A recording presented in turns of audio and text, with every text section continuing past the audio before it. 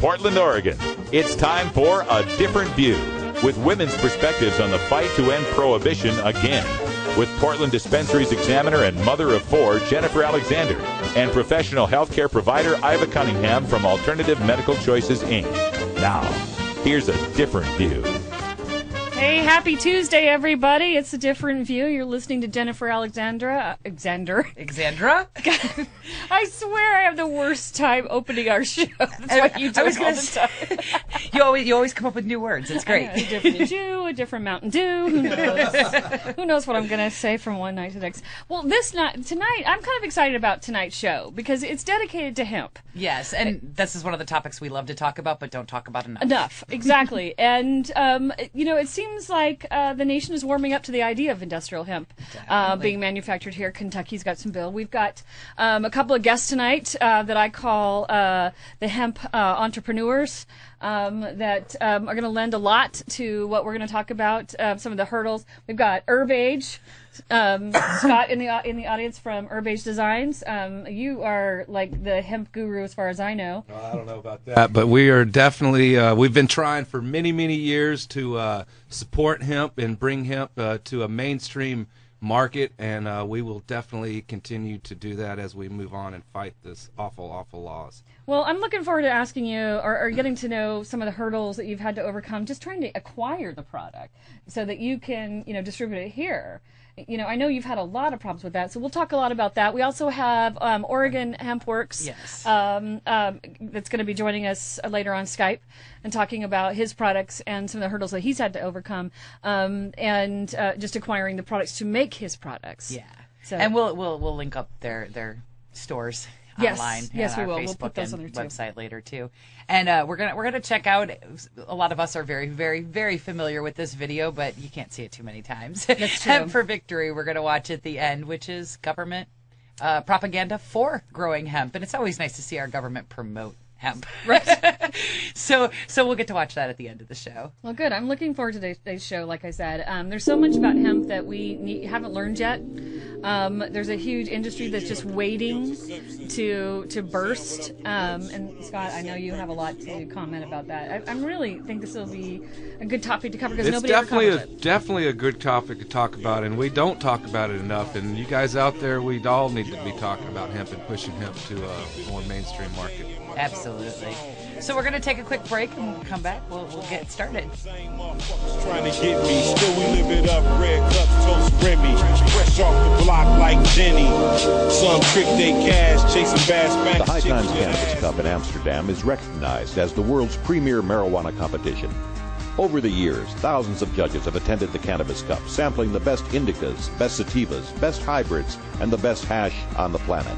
In the April 2013 issue of High Times, read all about the sensational 25th Cannabis Cup that took place in November. Find out about the latest killer strains. Decide what to grow in your garden this year. Celebrate 25 years of the Cannabis Cup in this very special issue of High Times magazine. On sale now.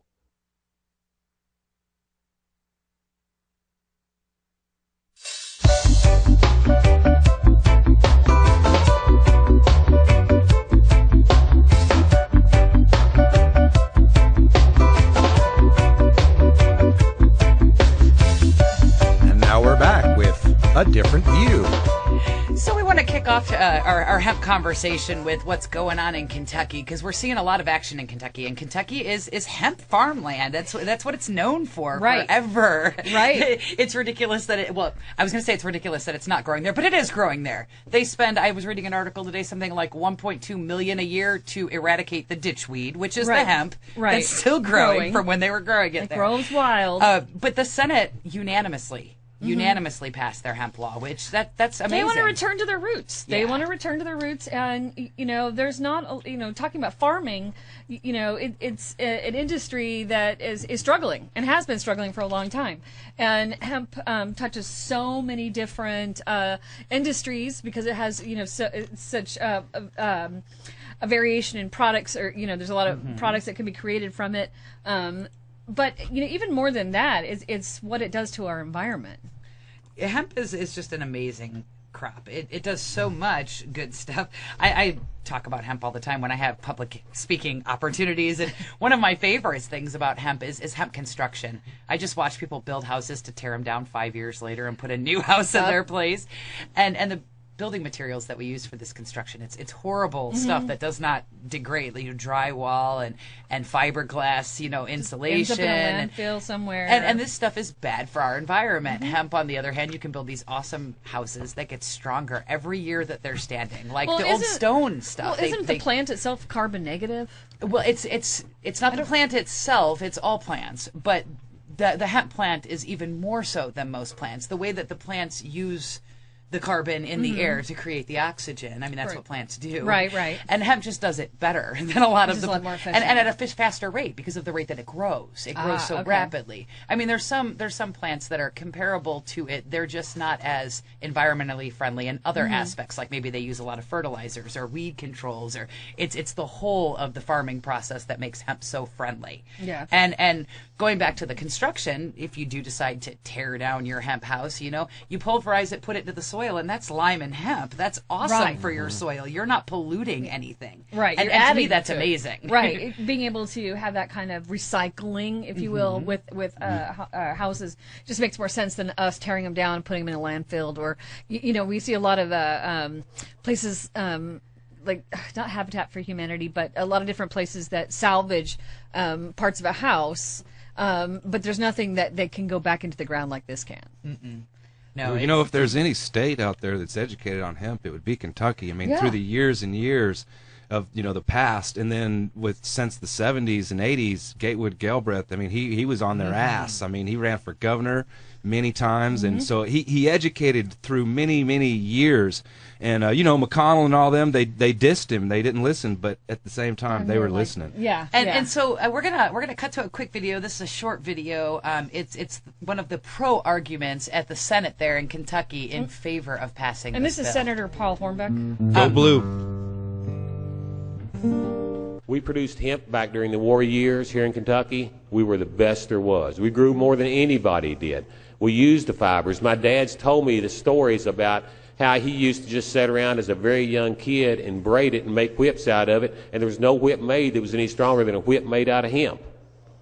These are the facts of what's going on with this. Nobody knows exactly what the impact's going to be. Nobody knows exactly what the revenue is going to be to the producer. Nobody knows exactly what the market for this product is going to be next year, 5 years, 10 years from now, or whenever the federal government chooses to legalize this crop. All I know is you don't present yourselves, and Kentucky does not present itself to be in the position to take advantage of opportunities, to first be once, not to sit back and wait. There's already a couple other states that have passed this legislation that are in line. Well, let's get in line with them. Let's not study it. Let's not sit back and wait. Let's not miss the opportunity that is presenting itself right now. The opportunity is there for us to pass this legislation in both bodies this year, to get the framework in place so that if and when the federal government does pass this legislation to make it legal to grow hemp in the United States, that we're prepared to seize on that opportunity, take advantage of it, bring the profits into Kentucky, raise revenues so we can pay the pension fund, we can pay for better education, we can do those things through increased revenue, job growth, and growing our economy, rather than trying to penalize all of our residents throughout the states and raise their taxes when they're strapped already.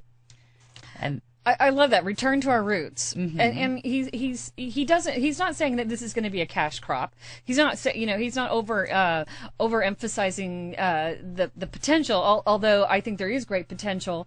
But he certainly recognizes it's better than what we're currently doing. Yeah. Well, and I think that it's nice to see people so rationally presenting their argument. It's not the That's not the fear mongering. And don't get it. I mean, I totally love the stoners, but it's nice to see, the guy in the professional business suit on the Senate making these arguments to people where they respect his opinion. They respect it coming from him, even if he's saying the same things that we've been saying for who knows how long now. And what they're trying to do is just adopt some framework, because like he said, if and when. Right. And that's the important thing, is that there's, 26 or 29 states that have adopted hemp legalization legalization. I mean, there's like a ridiculous number of them. But all of them are predicated on the federal government saying, okay, we're going to let you now. Yeah, I think we got 8 or 9 states that have like legal hemp if the government will allow the license. And then there's another like 14 or so that have hemp study or the conscience of the Senate says, but that's not like an official thing. Right. And they're all kind of just waiting on the feds to be like, well, get go off ahead. Duffs. Yeah. Right. And so, I mean, there's overwhelming Well, it's support always been for a we this. dare you. Go ahead. We dare you. Which state? You know, and then no one wants to take the dare. I want to be the state that does it. I want to be the state that we're not, but I want to be. You want to check out the no voter? Yeah, now we want to see a little bit on the arguments against, and these are also interesting.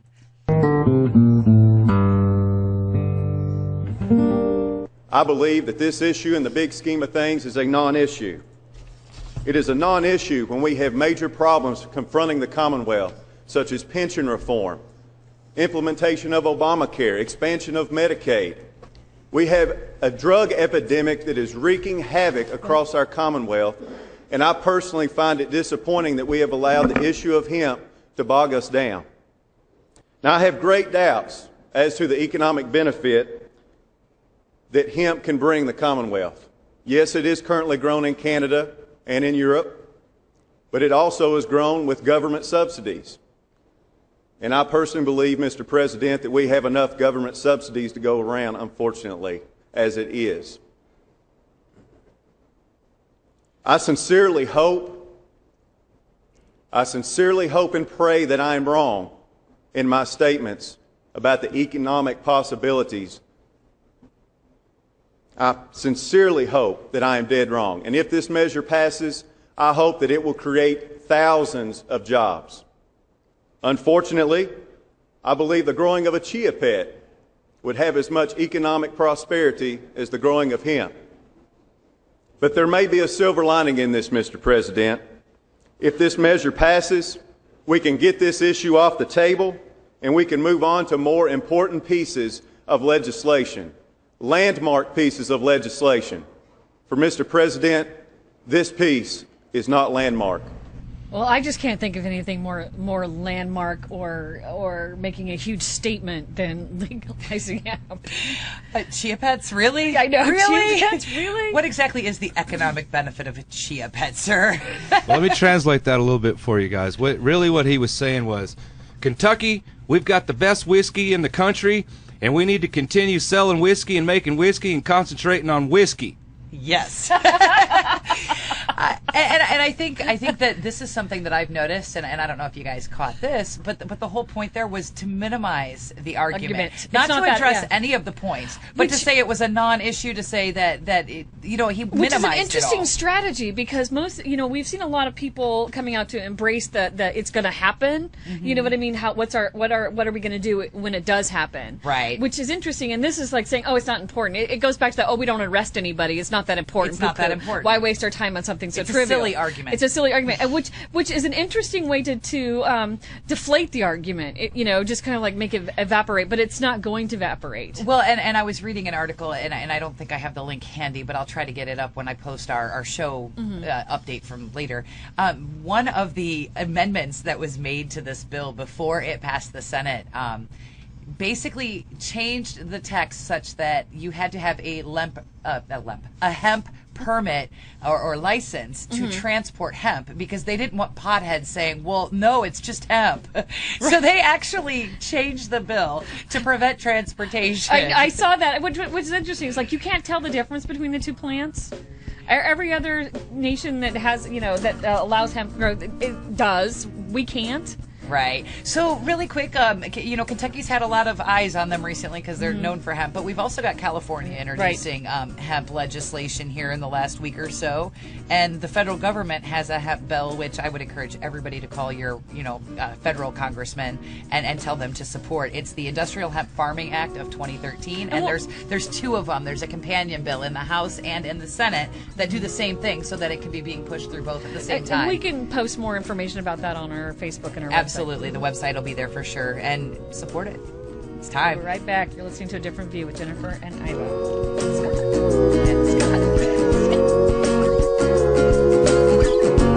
Oh, I see you are the cauldron in which I simmer. Table Rock, I can see the stars, but my own keeps getting dimmer. The city of trees has canopied my decline, but people still think I'm doing fine. Boise, you are the ashtray that's always full. The law offices of Omar Figueroa would like to remind you to stand up for your rights. Please do not give up your precious liberties. There's nothing wrong with standing up for our constitutional rights, and in fact, it's the only way to honor the Constitution that recognizes our natural rights. Treat law enforcement with respect and respect the Constitution by standing up for your rights. If you are detained or arrested, stand up for your rights by repeating, "I respectfully invoke all my legal and constitutional rights. I do not consent to any search and seizure. I want to remain silent, and I want to speak to my attorney, Omar Figueroa." Omar Figueroa has more than a decade of experience in federal and California courts and graduated from Yale University, Stanford Law School, and Trial Lawyers College. Please contact the law offices of Omar Figueroa at 415-489-0420 or 707-829-0215 or on the web at www.omarfigueroa.com. I'm Sub Cool from Team Green Avenger. At TGAgenetics.com, we are working on the leading edge of medical strains. Our strains are rigorously tested for THC, CBD, THCV, and other critical cannabinoids. Know your grow. Check out our genetic diversity at TGAgenetics.com, the home of Jelly Bean, Jack the Ripper, Vortex, and other award-winning cannabis strains.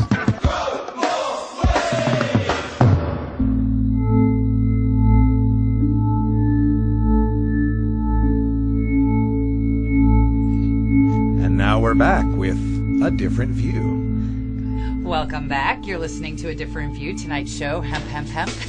We're Hemp, talking hemp, about, hooray, a lot of hemp. So this segment, we're going to talk a little bit with Ben from Oregon Hempworks. We got you there on the line, Ben? Yeah, I'm here. How's it going, guys? Excellent. So we were talking before we brought you on about how, you know, a lot of us are very pro-hemp, but it's one of those topics that's not talked about enough. And you are one of the loud voices for hemp in our community. You want to talk a little bit about what you do? Yeah, well, like you said, my name is Ben. I'm with Oregon Hempworks. We make a handmade soaps, lotion, mud mask, massage oils, and matching scents. We've been doing it about 3 years now. And we're bringing our hemp oil from Canada mostly and just putting our stuff out there and actually trying to promote hemp as a renewable crop and an agricultural crop rather than just something that's fun or medicinal. Now, we also have Scott Gordon, and both of you guys have had trouble finding the product, haven't you? Just acquiring it from out of this country and bringing it into this country just to be able to distribute it. Am I right? Yeah, it's not hard to get it, so to speak. I mean, the oil is relatively easy to get now, and it's affordable, but some of the other products, we can literally make anything that's made from oil. We can also get that in a hemp form if it were made, but there's so few people actually producing it, there's not many options for the consumer level of things. Mm-hmm. So now you use mostly 98% organics in your products, and the base is hemp, though. Yeah, well, we use olive oil, hemp oil, coconut, palm, and castor oils in our soap. Okay. So it's just kind of the chemistry of all these different oils combined. You know, they have different properties, and hemp is actually one of the best there is. I mean, it's not a large percent of the soap because it does have a short shelf life, but it's definitely kind of sets our soaps aside from many others that are not using hemp. And could you tell us what motivated you to make your soap with hemp products? What was your driving force there? What got you into this? Well, I saw friends making money in the cannabis industry, so to speak, and I wanted to do something like that myself, and I didn't really want to profit from medicine or even mess with that, so I just decided the agricultural side was my route I needed to go, excuse me, and I think that Fight Club was actually a large inspiration, you know, in the back of my brain somewhere, way back in the day. I think that planted the seed. Yeah. And you've kind of evolved your business recently, and I see you're doing mud masks and massage oils, lip balms. I mean, you're spreading out into a full body care line. Yes, absolutely. Like I said, soap is what we started with. I spent about a year researching soap before I even attempted to make it, and I've been doing it about 2 years now. I've got like basically five scents, and now the lotion and the massage oils also come in those matching scents. And then we've added, Mary Hempster's lip balm, some Hemp Mania bags, and some Nutiva food products and different things like that, and the mud mask as well. Yeah, we're also creating that. So, it's more of a body care thing that we focused on now, but at some point we would like to get more into food and maybe some more clothing products as well. And do you find a mainstream interest in your products, or is it mostly a counterculture sort of interest currently? I would say it's both. I mean, you get like New Seasons and Whole Foods, you're going to find all kinds of hemp stuff in there. And the people that shop at those places, they know what hemp is now. It's becoming more mainstream and talked about, but at the same time, at Hemp Stock, there's a lot of people that are still purchasing it for the novelty effect because of my logo. People see the drug leaf, so to speak, and they buy it just for that, having no idea that it's, probably the most amazing soap they've ever tried. Are they thinking they're going to get high from this? Is that? Oh yeah, yeah. That's been a big thing at Hemp Stock, and it's just very frustrating. Like people literally ask me if they're going to get high, and I said, well, even if it was medicated, it's going on your body. And I sold a little bottle of this lotion to these kids last summer, and they purchased it, went around my booth, and started dosing up by. And all they got was moisturized. Yeah, I remember you telling that. And it's amazing because, hemp was such a part of our culture years ago. And now to have kids so unaware of what hemp is that they think they're going to get high from it. And we've got adults that are encouraging this, that are actually like, well, you guys are just going to smoke that there purse and get high. No, we're not. Well, it goes back to how you guys started this segment. It's not talked about enough. I've heard it enough times that it kind of drives me crazy.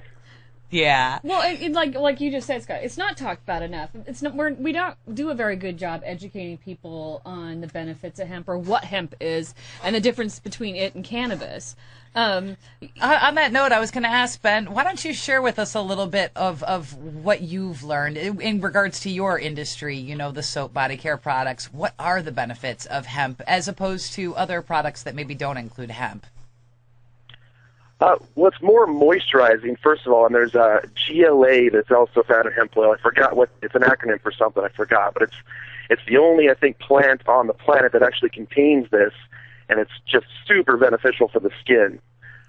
And with, its detoxifying properties and moisturizing properties and soothing, I mean, it's very good compared to many of the other vegetable-type based oils. I mean, it's got its trade-offs, but for the most part, I mean, it's a great oil to work with for food or body care for pets or anything. One of the things I like about it is that the effects of it when you use a lotion, even after you wash your hands, it lasts for a long, long time. So you're not constantly reapplying it, and if you were to look in my office, you'd see little bottles of lotion everywhere because I have dry skin.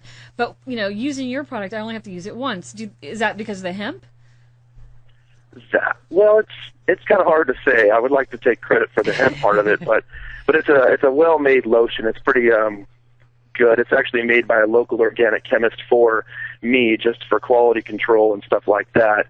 But I find it. I mean, I don't really like lotion myself, but this stuff that we're producing, it doesn't feel greasy. It feels like it's supposed to. It doesn't feel like a coating on me. I use it all the time. I've had the opportunity to use that lotion a couple of times, and I have really, really dry skin. So I've noticed that when I put it on, I don't feel like I'm now caked with grease. Right. Yeah. I mean, you a lot of the products that are out there are they seem to be. You feel like you're coated, and then you wash your hands, and they're all slick, and it feels like you have put something on them. With your product, it seems to absorb very quickly, and it lasts a long time. And I don't feel like, I'm leaving, thumbprints everywhere, greasy thumbprints everywhere. So you've shared a couple of the benefits there. What are a couple of the downsides? I think you just mentioned a minute ago, the short shelf life. What are we talking, like a month, 2 months, a year?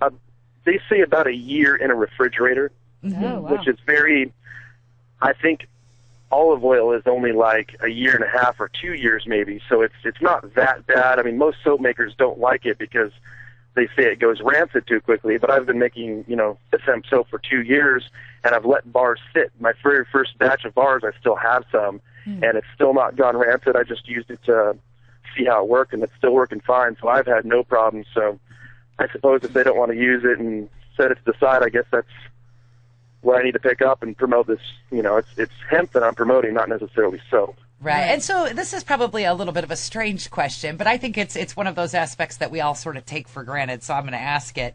Where does the hemp oil come from? It's all coming from Canada. I'm using exclusively... No, where does it come from on the plant? Oh. Like, how do you get hemp oil? It's the actual seed itself. They do an expeller process, which is a heat in like a machine that squeezes out the oil, and then what's left over is a cake, and that cake is turned into protein powder, maybe the flour even, but they make their protein powders with that, and the oil is what's used for, obviously all these products that I make and many others. Very cool. Yeah, like I said, people, they think that the buds, the fibers, the oils, the seeds, everything, that it's all the same thing. And it's not. It's different portions of the plant. So it's kind of nice to touch on that. So, Ben, I have a question for you. As a business person in the medical marijuana community, I have found it difficult to advertise or to use mainstream media to promote my business. Have you had the same experience? You can chime in here too, Scott. Have you had the same experience when it comes to trying to promote your products through mainstream media? The only problem I've had, I did a street fair in Tigard once, and they didn't like what I was doing, and I told them that I'm making soap here, man. I'm not selling drugs. And he said, well, we don't support the hemp revolution. And I basically got kicked off the property, and so I went across the street to the liquor store, and they were more than welcoming. What about you, Scott? I've definitely had problems before, and it was earlier on, and I've probably... a little traumatized from some of those experiences and haven't really gone back. Maybe times have changed. Ben and I, we sell a little bit different kind of products and in a way market Yours different is more the stores. fibers, yeah. But it's still not as easy as it should be. Right. I mean, why do you think freedom is freedom, and the free market is the free market. But there's a others whole don't seem to product called think like Hemp's. HEMPZ, right? Isn't that what it is? And it has the leaf on it. Yeah, well, I remember, and this is Ben's industry. I remember being in California back in 95, and in Alterna, I think they were the first to come out in the beautification industry with the leaf, and I remember seeing the leaf on the bus seats, and even then you was thinking, man, this is awesome. Right. This is going to start this whole thing, and here we are, still trying 20 to get years later, man. Like, not be afraid of the leaf, the symbol. But the industry's grown, and that's definitely, if the hemp industry is understood, that's the industry where it's understood. Yeah. There is a lot of households who have a bottle in their bathroom with a leaf on it, and whether they understand it or not, it's in their house, and they use it. Right. Well, so Ben, we're gonna wrap up this segment. We're gonna come back in a minute and talk a little bit more to Scott about his business as well. But you have a website and a Facebook, and you want to share the information on how our listeners can reach out and get to know your products. Yeah, our website is www.oregonhempworks.com. We've got a fan page on Facebook that's been doing some rapid increasing lately. And one thing I would like to add about the legalization of hemp, I think it's the food industry that's going to make it legal here in this country because of the nutritional aspect of it. So I really think like the Whole Foods and the New Seasons and all these co-ops, that's where it's at because people want to eat healthy foods, and that's the best healthy food you can. Yes, absolutely. So wait, really quick before we let you go, are you carrying the hemp seeds then? Yeah, I sell the 5-pound bags from Nutiva. I work directly with Nutiva for my hemp seed and hemp oil. They're a real great company. They were I believe the owner of that company was the one that sued the DEA that allowed hemp food products to be sold in the United States even. So I really appreciate them and their non-GMO type stuff and their push for, actually labeling products and doing organic foods. Excellent. Well, thank you so much for coming on the show with us, Ben. We put your website and I'll link your Facebook to our Facebook and our website as well, and we appreciate you. Wonderful. All right. Thanks, Ben. See you, dude. Thank you, guys. Have a good night. You too. See you, Scott. And you're listening to A Different View. We'll be right back. Every single day, may I kick a little something for the G's, and make a few ends as I breeze through. 2 in the morning and the party still jumping cause my mama ain't home. I got bitches in the living room getting it on, and they great. Drugs make me strong. Drugs make me smart. Drugs make me feel good. Drugs make me cool. You believe that crap? Huh? You believe all that stuff they're handing you about drugs? You want to believe in something? How about yourself? Don't do drugs.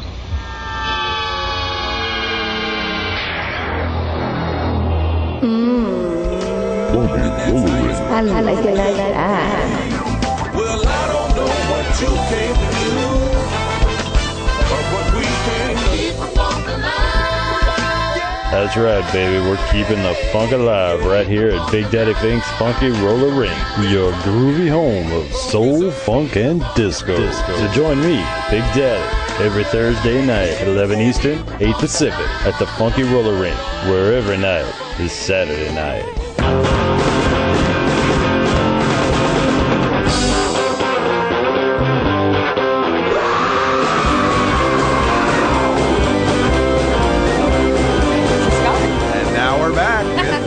Different view.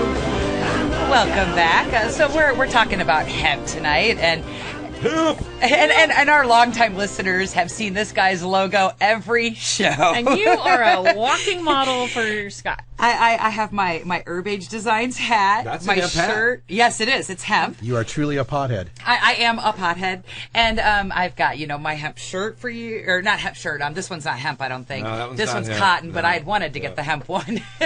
And your jacket, and your purse, and your wallet, and your bag, which are all hemp, and I love Lighter it. leash. Don't forget the lighter leash. Yeah, the lighter leash. And actually, I'm gonna Show show off, yeah. show the hemp purse, and this thing is amazing. And this one's my brand new one because I beat the hell out of my last one. Yeah, which is really But- unusual because those things, I have one too. And, first of all, washing it, it doesn't lose its color. It doesn't fade.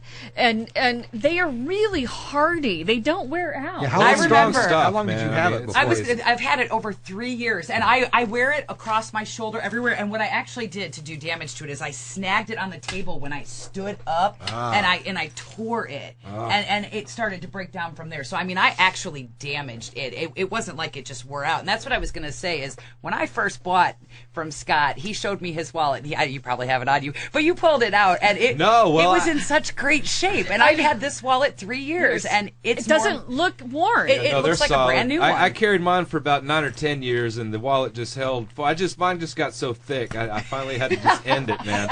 And I was supposed to clean it out, never did. But those products right there, the true credit goes to Hemp Mania because we just carry their products. Mm-hmm. But Hemp Mania, they've definitely one of the great companies, always striving to carry hemp and make great products. And you guys can get their products from their website or herbagedesigns.com, hempmania.com too. I don't care. Just buy their products, man. Support this hemp. industry. Yeah, that's what you got to do good. is support this industry because if you got a hemp purse next to a cotton purse or a bamboo purse, and the hemp purse is just as good.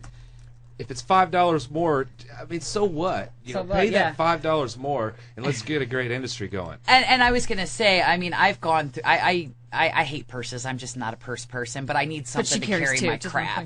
There's so much crap that I have to carry. You need something to put it in, And I go through at least 2 purses a year when I used to buy whether they be like the vinyl, the cotton, didn't matter. At least 2 a year. I've had that one that I just replaced for 3 years, like since I met Scott. Well, you know what I love about those purses is I have a lot of purses. Russell will tell you I have as many purses as I have shoes. I'm a girl. But the one thing I like is in the summer I want a light small purse because if we're going to any of these events, I'm going to be outside. Things are going to get tossed under a table. There are always grass around. What's great about that purse is I can just toss it in the wash. It doesn't fade. It doesn't wear it out, and it looks just like it did when I bought it from you for the first time. They hold up so well.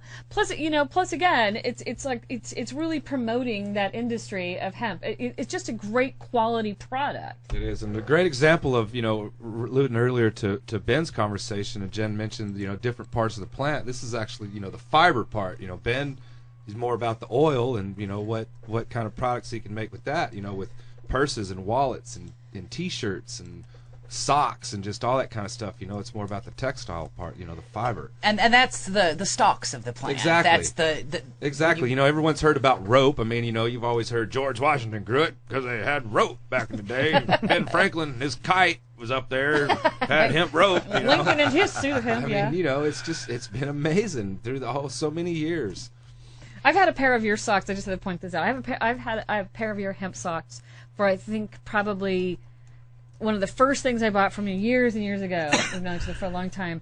They look like brand new socks. Yeah, those were so the best. soft. Oh, and those were a blend. You know, a lot of these hemp products that people wear, everyone has this inception that, you know, it's 100% hemp and it's going to scratch me and it's going to be so heavy and hard. No. You know, a lot of these products are, you know, they're blended. They're blended with cotton or they're blended with. This is the softest. It's like a 55-45% blend. Exactly, and it's not. I mean, even like the purse, which is one of the coarser materials, it's a crisp feel when you first get it, and it gets softer and softer over time, but not like in a degrading way, almost like a blue jean sort of broken in. Right. Well, and doesn't it make the other fiber that it's bonded with or blended with stronger? Because it does. It does. But you're right. I mean, hemp, it gets softer and softer. It gets stronger and stronger as it goes versus, you know, weaker and harder. It's totally true about hemp, and so many uses, you know, and. I didn't mention the food, but we don't really carry the food. Haven't really gotten into, you know, the beautification products. We're more about gift and apparel type stuff, and you know, we're trying to bring hemp and other products. Through the years, I have to admit that you know, I haven't carried as much hemp as I'd like. A couple reasons.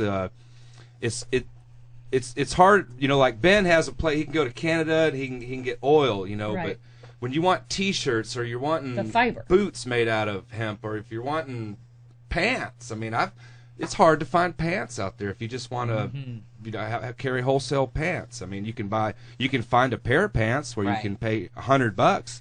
You know, it's expensive, but if you want to buy 100 pairs of pants so you can pass it on to your customers, it's a hard thing to do. And one more reason is, you know, people, they don't really care as much about hemp. Why do you think that is? Well, you know, they're not educated. Hemp is a little more expensive. You know, through the years, there's been times where I've carried nothing but hemp.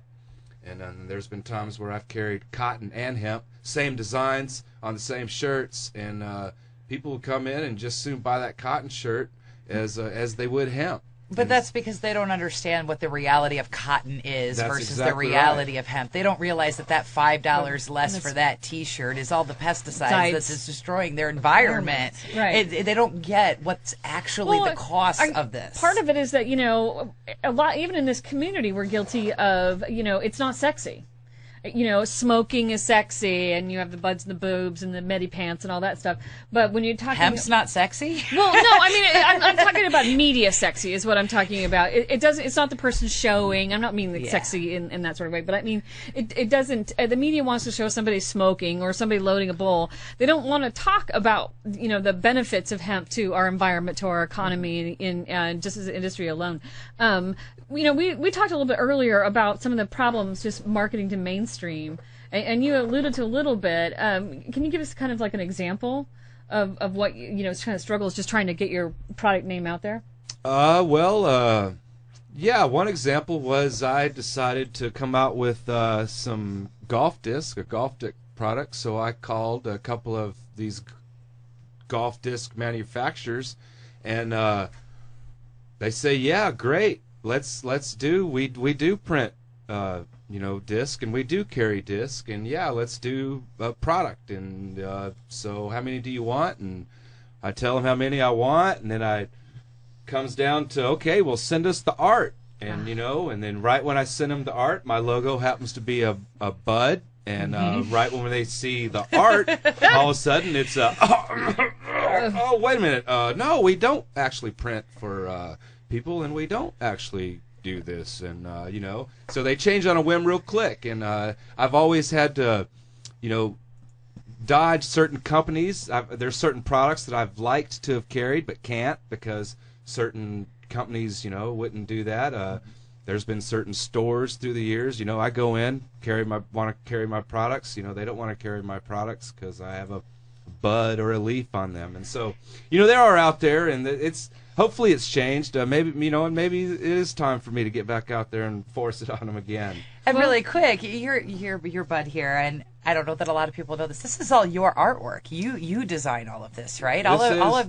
All of your products are basically displaying your artwork. That's exactly true. It's all my creations, and I just came up with it. It was like I saw through the years where I felt like we didn't have enough business in this industry, and I didn't want to sell bongs or make bongs, and I didn't want to sell weed, and so I wanted to have a gift company, and then I thought, well, the leaf it's just so tired. Right. It's just been worn and used, and the bud beat is up, so much more beautiful. It's been cussed at, and so the bud gives us something that takes one to know one kind of deal. And right. I've actually worn my shirt into quite a lot. I mean, I wear it all the time, as we were just talking about. I've worn it in a lot of different environments, and it's funny who recognizes it as a bud and who has no clue what it is. That's right. It could be, cottontails or whatever you call them, like from the Midwest, or they have no clue what it is. And then other people are like, why are you walking around here with a bud on your shirt? And I'm like, oh, you noticed, did you? Well, what I like is because it isn't the leaf. Like you said, people, you kind of have to know. But it also, because people, for some reason, the leaf is for those people who don't like pot or offended by it. Yeah. It does have this, negative image. But with the bud, it's like I said earlier, it's the prettiest part of the plant. And it kind of diffuses that. It's like, oh, it's not this leaf. It's like you see the flower. That's right. And to me, that was life-changing for me when I saw the plant for the first time, the actual plant. Yeah, we always say we like the leaf, but we love the flower. Exactly. The flower is where it's at. That's where it's at. And so, yeah, we went with it. People dig it. People catch on with it. And we've definitely been going about 9-10 years now, and hopefully we'll continue to go. Definitely another vendor I always tell everybody to support.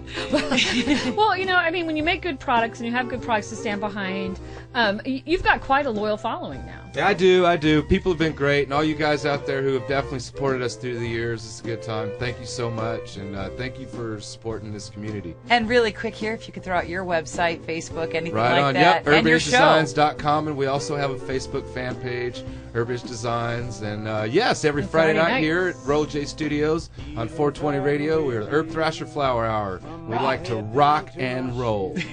Thanks for coming on this show. We Thanks so for appreciate having me. it. Such an important topic. Yes, we're going to take a quick break. When we come back, we're going to watch Hemp for Victory. Yay.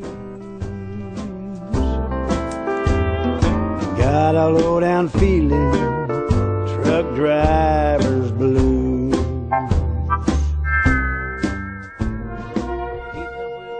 Hi, this is Dan Michaels. If you're looking for professional voice talent for your commercial or podcast, I'm your man.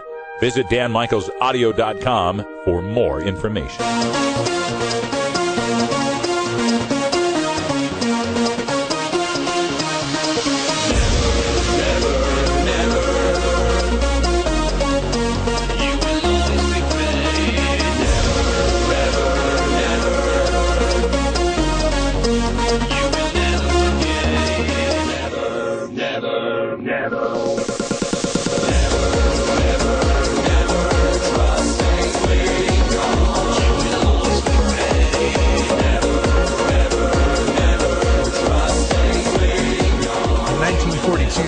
Federal government produced a film called Hemp for Victory. Jack Harrer in the 80s was instrumental in uncovering this film from the U.S.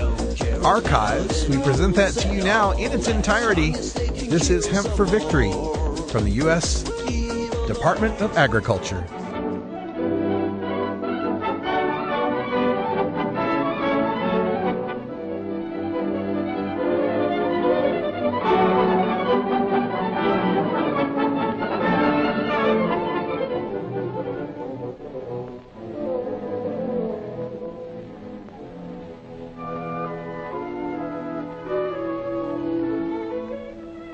Long ago, when these ancient Grecian temples were new, hemp was already old in the service of mankind.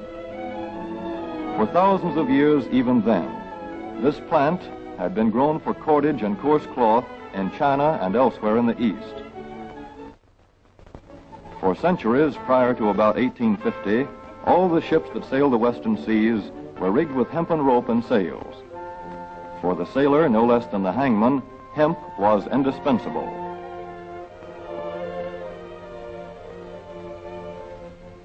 A 44-gun frigate, like our cherished old Ironsides, took over 60 tons of hemp for rigging,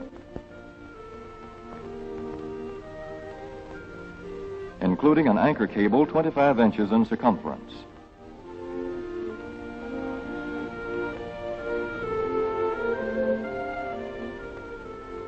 The Conestoga wagons and prairie schooners of pioneer days were covered with hempen canvas. Indeed, the very word canvas comes from the Arabic word for hemp. In those days, hemp was an important crop in Kentucky and Missouri.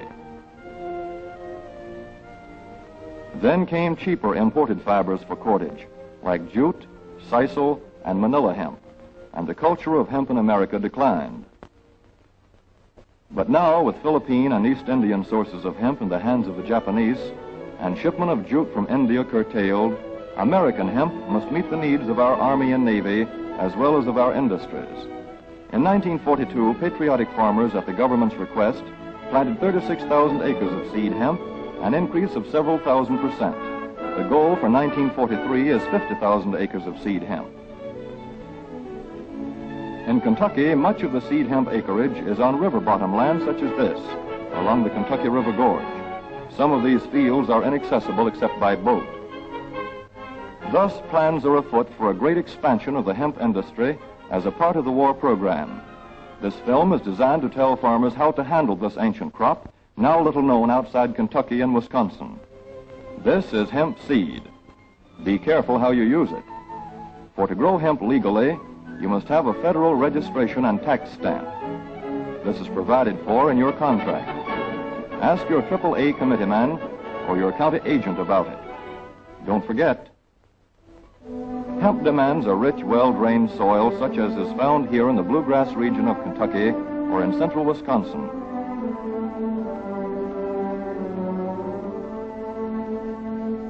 It must be loose and rich in organic matter.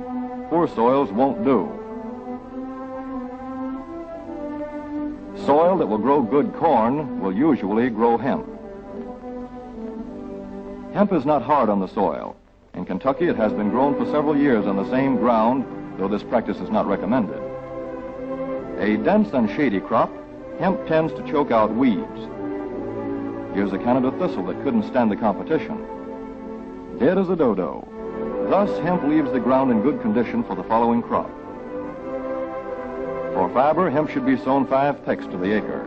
With drill, the closer the rows, the better. These rows are spaced about 4 inches. This hemp has been broadcast. Either way, it should be sown thick enough to grow a slender stalk.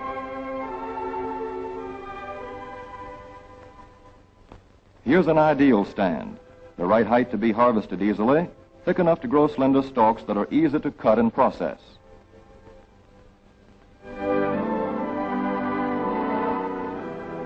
Stalks like these here on the left, they yield the most fiber and the best. Those on the right are too coarse and woody. For seed, hemp is planted in hills like corn, sometimes by hand. Hemp is a dioecious plant. The female flower is inconspicuous, but the male flower is easily spotted. In seed production, after the pollen has been shed, these male plants are cut out. These are the seeds on a female plant. Hemp for fiber is ready to harvest when the pollen is shedding and the leaves are falling. In Kentucky, hemp harvest comes in August. Here, the old standby has been the self-rake reaper, which has been used for a generation or more. Hemp grows so luxuriantly in Kentucky that harvesting is sometimes difficult, which may account for the popularity of the self-rake with its lateral stroke.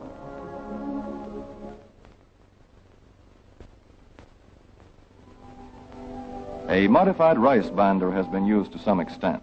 This machine works well in average hemp.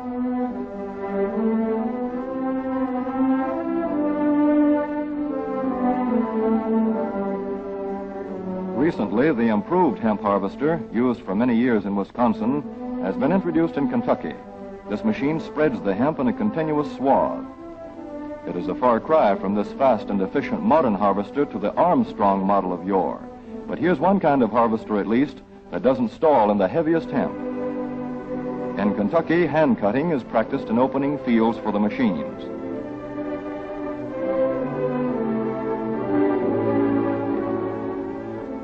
In Kentucky, hemp is shucked as soon as safe after cutting, to be spread out for retting later in the fall.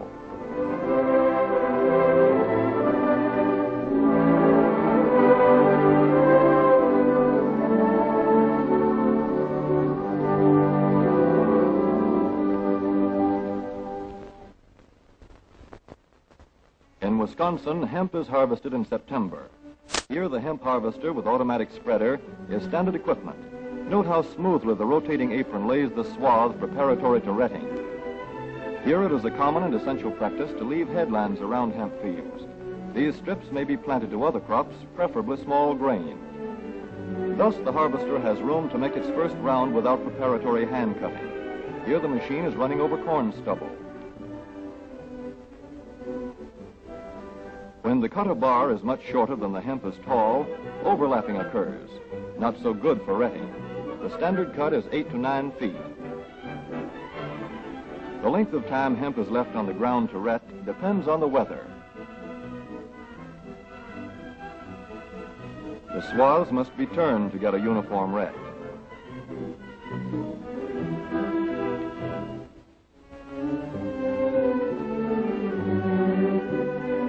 When the woody core breaks away readily, like this, the hemp is about ready to take up and bind into bundles.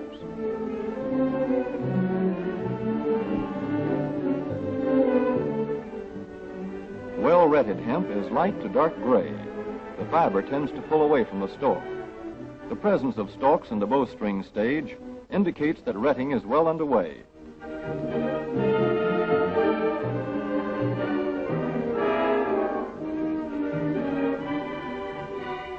When hemp is short or tangled, or when the ground is too wet for machines, it is bound by hand. A wooden buck is used. Twine will do for tying, but the hemp itself makes a good band.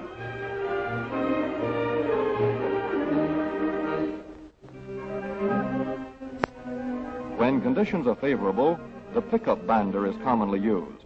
The swath should lie smooth and even with stalks parallel. The picker won't work well in tangled hemp.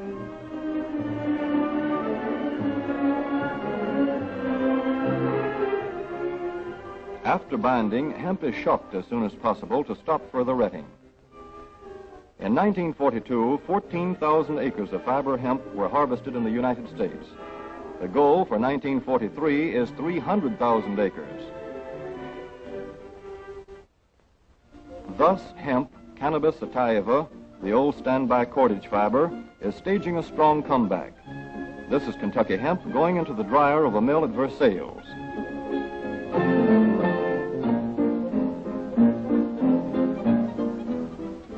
In the old days, breaking was done by hand, one of the hardest jobs known to man.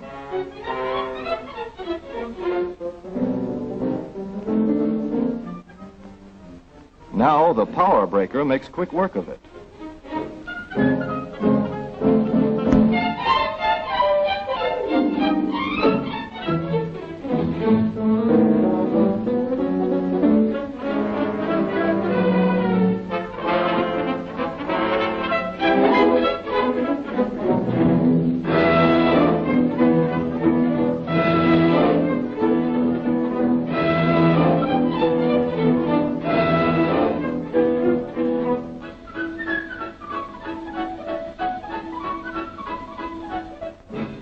Spinning American hemp into rope yarn or twine in the old Kentucky River Mill at Frankfort, Kentucky.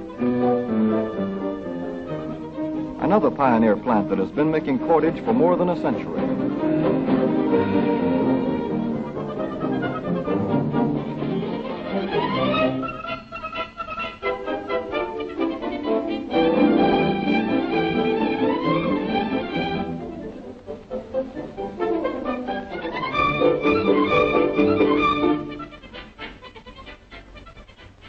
such plants will presently be turning out products spun from American-grown hemp.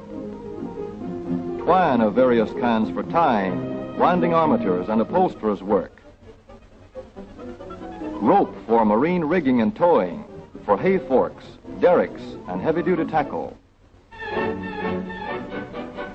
Light-duty fire hose.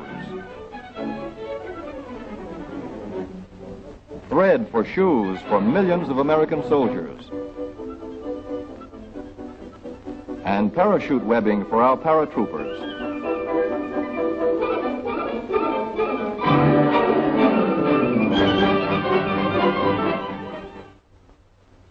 As for the United States Navy, every battleship requires 34,000 feet of rope, and other craft accordingly. So here in the Boston Navy Yard, where cables for frigates were made long ago, crews are now working night and day making cordage for the fleet. In the old days, rope yarn was spun by hand.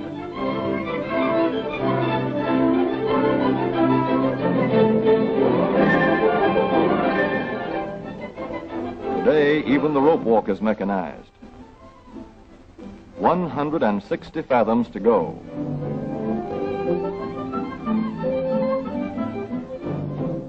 The rope yarn feeds through holes in an iron plate.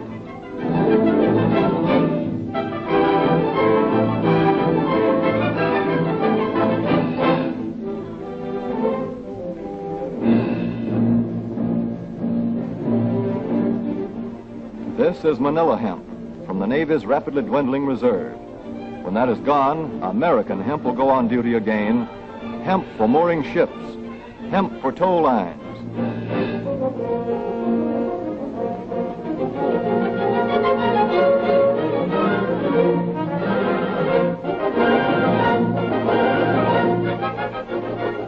Hemp for tackle and gear. Hemp for countless naval uses, both on ship and shore. Just as in the days when old Ironside sailed the seas victorious, with her hempen shrouds and hempen sails.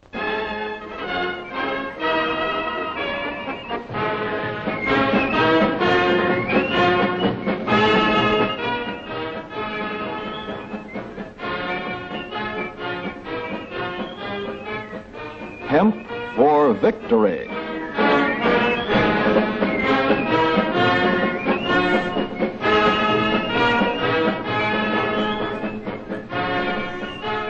All right, Hemp for Victory. I can't watch that show. I can't watch that enough because it's an important message that's still current. Hemp for the United States, for our economy.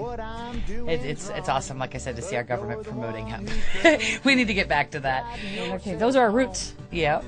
All right, you're listening to A Different View. It's Tuesday night, like always. When do our replays go on again? Tomorrow at 5, I know. Is that the only one that's... More replays available at 420radio.org/schedule. But tomorrow at 5 is the next 5 p.m. And we always put up our YouTube link on our website after we've aired, usually within a few hours. It depends upon how quick we all get to it. And Scott, thanks for being here tonight. Thanks so much Ben, for you having too. me. Yeah, really enjoyed it. Yeah, we really appreciated having you. And check out Scott's show Friday nights at 8 p.m. here. Rock! That's right. You better bring it. And then you guys can check us out on Twitter, ADV420, on Facebook, A Different View 420, and our website, adv420.com. Facebook, did you say Facebook? I said Facebook. And then again next Tuesday at 8 p.m. right here at 420 Radio. We'll see you next week. You're listening to A Different View. You like your liquor, but I love my pot. Don't make me hungover or act like an ass. You drink your liquor, I'll smoke my grass.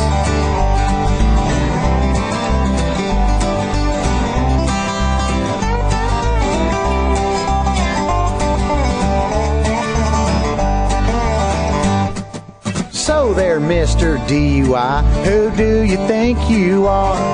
You breathe into a breathalyzer just to start your car. Instead of blowing out, you could have been sucking in. I bet you'd do things my way now if you had to do it over again.